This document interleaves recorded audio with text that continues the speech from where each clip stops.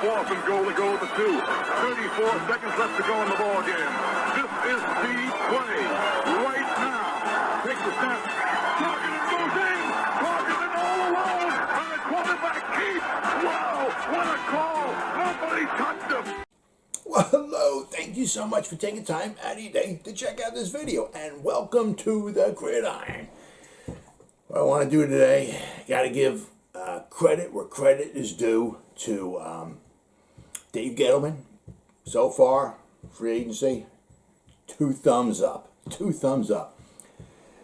With the small amount of cap room we had going into free agency, the shrinking of the cap.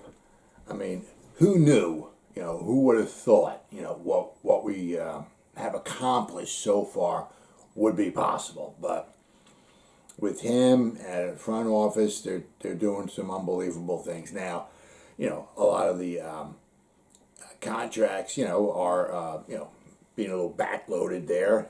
Like Leo the Lion, Kenny Golladay. So. Well, Rob and Paul to pay Peter or whatever. So next year and the year after that, we're going to, owe these guys some more money than what they get paid this year. But the way they structured those contracts, absolutely amazing.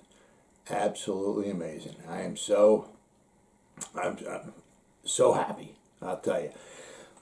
But you got to, what I'm going to go over here is got a little theme going on here, okay? I mean, it's not like... we need to fix the offensive line. So he brought 17 offensive linemen in, and he brought in a punter, and he brought in a backup safety. Let's go through this here, all right? Starting off with the most difficult position in all of sports, the quarterback. He brought in Mike Lennon, the man with the neck, okay? So we signed a quarterback. Then we brought in Devontae Booker. Sorry to see Gallman leave. Just one of those things. You're probably never going to get a straight answer why they let him go and brought in Devontae Booker, but it is what it is. So we got a quarterback. Brought in a running back. Then we brought in a fullback, Colin Calaspia, I believe it is. Okay. Then we got a tight end, Kyle Rudolph. Then we brought in John Ross, wide receiver. There's another wide receiver we signed. Nope. Don't tell me.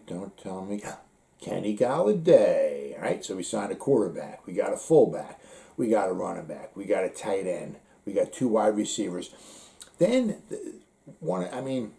whether you're a fan of Nate Solder or not, I'm not really, but what with the new offensive line coach coming in, let's see, maybe he can make some changes, and maybe Nate Solder can, Pat Flaherty coming back too. All right, so maybe between, with the coaching staff, maybe they can get a little bit more out of Nate Solder.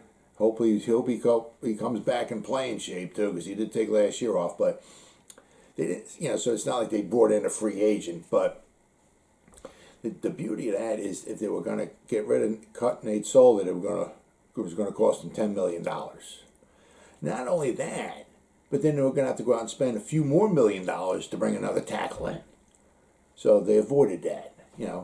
Nate Solder's here, and no, we don't need to go out and get another tackle, right? So now you got Parrott, Solder, and Andrew Thomas, right? So those are your 3 tackles. Who obviously Andrew Thomas is going to be the rock on the left-hand side. So what Solder and Parrott are going to wind up doing, splitting time back, I have no idea. We'll have to just have to wait and see. Obviously, they're going to have to bring maybe some other guys in, but those are the main characters anyway. So we got the quarterback, we got a fullback, we got a running back, we got a tight end, we got 2 wide receivers, and we brought somebody. We got somebody to help on the offensive line, right? Then you go to the defensive side. Now last year we got Logan Ryan, but when we extended him last year, so that's your safety. Then we got Reggie Ragland is your linebacker. Then we re-signed Austin Johnson, and then Leo the Lion, right? And then Ifeadi Odenigbo, I believe that's how you pronounce it, another defensive lineman. So we got 3 defensive linemen, a linebacker, a safety, right? And then we got Jackson coming in today, the free agent cornerback. Maybe, hopefully, possibly, if we're lucky, maybe sign him. So you'll notice like a little kind of theme going on. It's it's not like we signed 9 linebackers and a punter, 7 guards and a safety. I mean, it's like we signed a little bit of everything, add a little bit of quality. Most of it youth, but not all. But quality around the board, helping every bit out, every bit. Now, if we can get the Jackson to sign, I'll tell you what, that's really going to open things up for the draft, because then we don't have to worry about getting a cornerback. I'll tell you that's whew. So keep your fingers crossed. He's in the house today. Hopefully he stays in the house. Hopefully we sign him, and hopefully he doesn't go down the turnpike down to Philadelphia and sign with them. So we'll just have to wait and see. But as I said, you'll notice it's like what Gettleman done so far. Whether you like Gettleman in the past, you hate Gettleman. Some people, it doesn't matter. Gettleman can go and give everybody $1 million, and if you don't like Gettleman, you'll find something to something to complain. You'll say something like, I'm gonna have to pay taxes on that, or you come up with something. If you don't like Gettleman, it doesn't matter who he signs, who he brings in. It doesn't matter. You're not gonna like anything he does. I'm certainly not saying, he hasn't had his problems or his faults. He's made some pretty lousy signings in the past, but I'm just going by so far this year with the cap coming down, the cap space that we had going into free agency, what he's done in the front office and all, working out the numbers is absolutely amazing.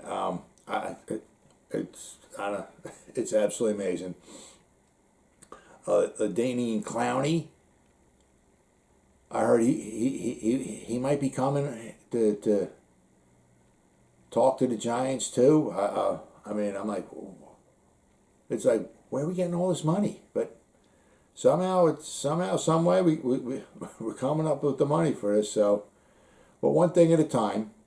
But I mean, if I tell you what, if we can sign Jackson, man, that would be unbelievable, and that would just widen. We could take the best player available in the draft just to help out anywhere. I'm saying offensive line definitely needs some help, without question. But I mean, if we can get that cornerback, then we don't have to hope and pray that Surtain is there at 11.